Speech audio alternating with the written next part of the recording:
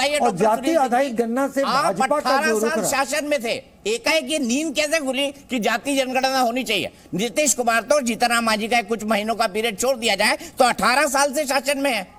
ये कौन सा चूरन आ गया है जिससे उनको लग गया कि जाति जनगणना होनी चाहिए?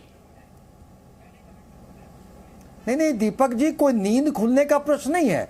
डे वन से जब माननीय नीतीश कुमार जी सत्ता संभाले तो उनके जो सुशासन थे उसका फलसफा था न्याय के साथ विकास या समावेशी विकास। इसका मतलब होता है कि जो मार्जिनलाइज सेक्शन ऑफ सोसाइटी तक भी विकास की किरणें जाएं, कि उनको हम हैंड यही तो कह रहा हूं, 18 साल पहले कर रहे थे सर, 18 साल बाद क्यों सर? जब चला चली की बेला है, लोग कह रहे हैं नीतीश कुमार जी की, तब क्यों करवा रहे हैं? नहीं 2024 का चुनाव साल से हम वही कर रहे हैं। 18 साल से हम वही कर रहे हैं। मतलब 18 साल से आप जाति जनगणना करा रहे हैं, सर्वे करा रहे हैं जाति। नहीं जो हमारा फलसफा है कि न्याय के साथ विकास या समावेशी विकास, हम वही कर रहे हैं। उसी के क्रम में एक कदम आगे बढ़ते हुए हमने जाति आधारित गणना कराया कि हमारे लोक कल्याणकारी जो उपक्रम और कार्य हैं, जो योजनाएं हैं, तो उनमें अब हम कैसे करके करें कि सारे लोगों को समाहित कर सकें। एक ब्रेकिंग न्यूज आ रही है कालांतर में ये डॉक्टर साहब, एक बड़ी ब्रेकिंग न्यूज आ रही है। मुझे ब्रेकिंग न्यूज के लिए अलर्ट किया गया है, खबर आ रही है, जब तक मुझे प्रोड्यूसर क्यों देते हैं। वाजपेयी जी आप जवाब दीजिए, सुशासन पर जो राघोपुर में हुआ है, जरा बताइए मुझे, आपकी क्या राय है कि वाजपेयी साहब, और ये 18 साल बाद नीतीश बाबू क्यों जागे? सुशासन दिखाइए थोड़ा राघोपुर के शॉट दिखाइए। वर्ड तो बहुत बदला, सुशासन नहीं है, सुशासन नहीं है, ये कुशासन हो गया है, जंगल राज हो गया है। देखिए कितनी नापाकी बात कर रहे हैं सुनील सिंह साहब। ये बताइए मुझे कि 15 साल लालू ने याद किया और 18 साल अब नीतीश बाबू राज कर रहे हैं। बिहार को कहाँ पहुँचा दिया आपने? ये जब इनको खुतरी का कुर्सी का खतरा मंडराता है ना नीतीश बाबू को, इसी तरह के राजनीतिक पैतरे ये लेते हैं। याद करिए 2007 में इन्होंने क्या किया था, दलित और महादलित का बनाया था, उसमें से टुकड़े करके दोनों को विभाजित करके नोटिफाई किया था। क्या कर लिया इन्होंने महादलित के लिए, या उससे डिवीजन करने के बाद क्या फायदे पहुंचा दिए इन्होंने? बिहार की जनता तो वहीं की वहीं खड़ी हुई है। 32 साल के शासन के बाद आज भी ये कहते हैं कि बीमार जो राज है जी, स्पेशल स्टेटस दे दो जी। और कल इनके एक बड़े वरिष्ठ नेता ने, जेडीयू के जो हैं, उन्होंने स्वीकार किया कि हमको 2024 का मुद्दा मिल गया है। तो वो तो मान रहे हैं, इनके लिए सिर्फ मुद्दा है ये जातिगत जनगणना करके आंकड़े बाहर लाना। जनगणना तो है नहीं, सर्वे है, सर्वे करके आंकड़े बाहर लाना, ये सिर्फ वोट की राजनीति है। अब क्या होने वाला है वो देखिए क्या होगा। यादव निकला है 14.7% शायद। अब वो यादव कह रहे हैं कि जी हमको ज़्यादा हक चाहिए। तो क्या ये इंटरसी फाइट नहीं है नीतीश बाबू और लालू यादव की? देखिए नीतीश बाबू इंडी गठबंधन में पीछे खिसकते जा रहे थे, तो उन्होंने कहा क्या तुरुप का पत्ता चलाऊं, क्या चलाऊं, उसका ये पिटारे में से उन्होंने निकाला है। लेकिन इसका गरीब गुरबे के सरोकार कुछ भी नहीं है। ऐसी बात ना करिए, अगर सरोकार है तो प्रधानमंत्री पर तो आपने पूरी पार्टी बना ली। क्यों? पासवानों पर तो पूरी पार्टी बन गई आपकी। आप अरे भाई कर रहे हैं वाजपेयी जी, हम हमारा करने के लिए हमारा संदर्भ सारिका पासवान हंस रही है। नहीं भाई, हमारा संदर्भ सीधा सा है, हमारा संदर्भ सीधा सा है। इस आंकड़ों से क्या फायदा आप पहुंचाएंगे ये इनसे पूछिए, या इन्होंने 32 साल में क्या फायदा पहुंचाया। इधर मैं दूसरी तरफ तुलना करता हूं मोदी जी की। अभी रिसेंटली उन्होंने क्या किया है, वो लोहार, बढ़ई, कारपेंटर, मोची, नाई, सबके लिए एक स्कीम निकाल के पैसे दे दिए कि भैया आप आइए 3 लाख रुपए लोन ले लो विदाउट इंटरेस्ट फ्री। ये है नियत का सौदा। इसीलिए हम कहते हैं कि नीतीश बाबू ने समाजवाद का कंबल उतार के फेंक दिया है, सिर्फ सत्ता के लिए इस तरह के पैतरेबाजी वो कर रहे हैं। अब मैं सारिका पासवान जी के पास चलता हूं। सारिका पासवान जी, जातिगत जनगणना का नैरेटिव है जिसकी जितनी संख्या भारी उतनी उसकी भागीदारी। अब संख्या भारी तो यादवों की है, यादव पिछड़े हैं। लालू जी का परिवार है कि नहीं है मैं नहीं कह सकता, इसके बारे में कोई टिप्पणी नहीं करूंगा। लेकिन अब आपको नहीं लगता कि इस नए समीकरण के बाद नीतीश कुमार जी को तेजस्वी जी के लिए पद छोड़ देना चाहिए? क्योंकि संख्या तो यादवों की भारी है ना, तो यादवों का ही मुख्यमंत्री होना चाहिए।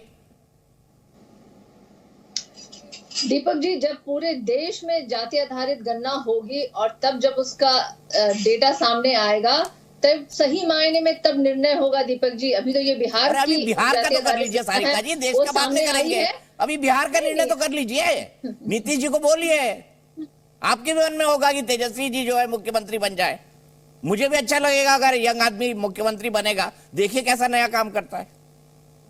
नहीं बिल्कुल दीपक जी, वो तो हम देख लेंगे कि बिहार में क्या होगा। लेकिन अभी सबसे बड़ा ऐतिहासिक फैसला तो कल हुआ जब जाति आधारित गणना का जो डेटा है वो सबके सामने आ गया है। देखिए ये भारतीय जनता पार्टी का दोहरा चरित्र मैं नहीं बोलूंगी, दोहरा चरित्र है कि जब भी चुनाव आता है ये दलितों को, पिछड़ों को, हिंदुओं का टैग लगा के तौलना शुरू कर देते हैं, और जो ही चुनाव समाप्त होता है ये उनको अछूतों सा व्यवहार कर देते हैं। आज हमारे बीजेपी के प्रवक्ता कह रहे थे कि भाई पिछड़ों का प्रधानमंत्री दिया।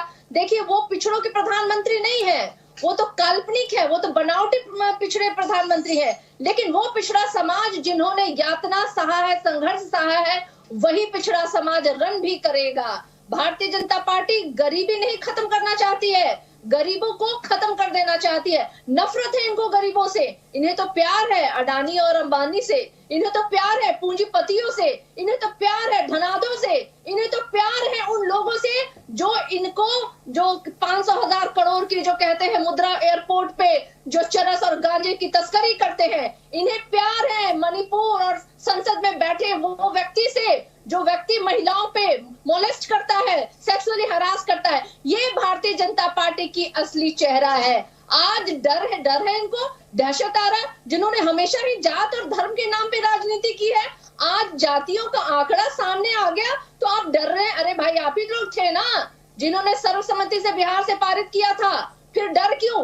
कीजिए ना, हिम्मत है तो पूरे देश में जाति आधारित गणना होनी चाहिए। पूरे देश में किन जातियों की क्या प्रतिशत है वो सामने आनी चाहिए। ठीक है, अब हम 90 सेकंड के टाइमर पर बात करेंगे और कोशिश करेंगे स्पेसिफिक सवाल, क्योंकि आजकल पार्टियां सवाल नहीं देती, अपनी बात कह के निकल जाती हैं, वो सवालों से थोड़ा बचती हैं। करेंगे, सीधे चलते हैं महिमा सिंह जी के पास। महिमा सिंह जी, प्रधानमंत्री जी ने बड़ी लकीर एक फिर से खींचने की कोशिश की है, 3 बातों पर उन्होंने आपको घेरा है और आपकी तरफ से भी एक टिप्पणी आई है। महिमा सिंह जी, अब सबके लिए 90 सेकंड, आप क्या कहेंगी अभिषेक मनु सिंघवी के तौर पर और तर्क पर, और जयराम रमेश जी ने जो डिफेंड करने की कोशिश की है उसको लेकर? जमहूरियत एक तर्ज हुकूमत है कि जिसमें जमहूरियत एक तर्ज हुकूमत है कि जिसमें बंदों को गिना करते हैं तौला नहीं करते। इस सरकार से एक ही सवाल देश का हर एक नागरिक बार बार पूछ रहा है, G20 के सदस्यों में से एकमात्र हम क्यों हैं जिसके अंदर 10 वर्ष से ज्यादा हो गए जनगणना नहीं हुई। जातिगत जनगणना तो छोड़िए, जो जनगणना 2021 में होनी थी वो आज तक नहीं हुई। देखिए, जन कल्याण जो है वो मंशा का खेल है दीपक जी, और कांग्रेस ने अपनी मंशा 2011 में साफ की थी, उससे पहले भी लगातार स्वतंत्रता के बाद से साफ करते आए हैं। आज अभिषेक मनु सिंघवी जी के बात पे आप पूछ रहे हैं, जयराम रमेश जी ने उसको स्पष्ट कर दिया है और उस पर मुझे लगता है आगे कोई टिप्पणी करना उचित नहीं होगा। लेकिन अभी मैंने सुना प्रधानमंत्री जी दक्षिण की बहुत बात कर रहे थे, तो उसमें 2-3 बातें मैं जरूर बोल देना चाहती हूँ। जो मैंने अल्लामा इकबाल की अभी पंक्तियां बताई ना कि बंदों को गिना करते हैं तौला नहीं करते, ये स्मरण करा रही हूँ भाजपा को और मोदी जी को, क्योंकि वो बंदों को तौलते हैं, कभी स्कूटी में, कभी लैपटॉप में, कभी किसी और फ्रीबीज में, और वहां जाकर के जो वो बात कर रहे हैं, हम तो वो लोग हैं जिन्होंने दक्षिण को सदैव साथ रखा, चाहे वो पूर्वोत्तर हो, चाहे दक्षिण हो, चाहे पश्चिम हो, हमने साथ रखा। लेकिन आज भाजपा क्या करती है, संसद के पटल पर ये अधिनियम लाते हैं तो वो हिंदी में दक्षिण को दरकिनार करते हुए। उसके अलावा ये जब दक्षिण के चुने हुए प्रतिनिधियों के ऊपर आघात करते हैं तो सोचते नहीं कि वहां पहले ही इनकी जमीन कोई है नहीं, अब जमीन तलाशने गए हैं, और वो जमीन तलाशने के इधर से मैं अपनी बात बस पूरी कर देती हूँ कि वो जमीन तलाशने के लिए किसी भी हद तक जाएंगे, जमीन तलाशने के लिए किसी भी हद तक जाएंगे, बंदों को तौलेंगे आज और कल उन्हें औंधे मुंह गिराएंगे।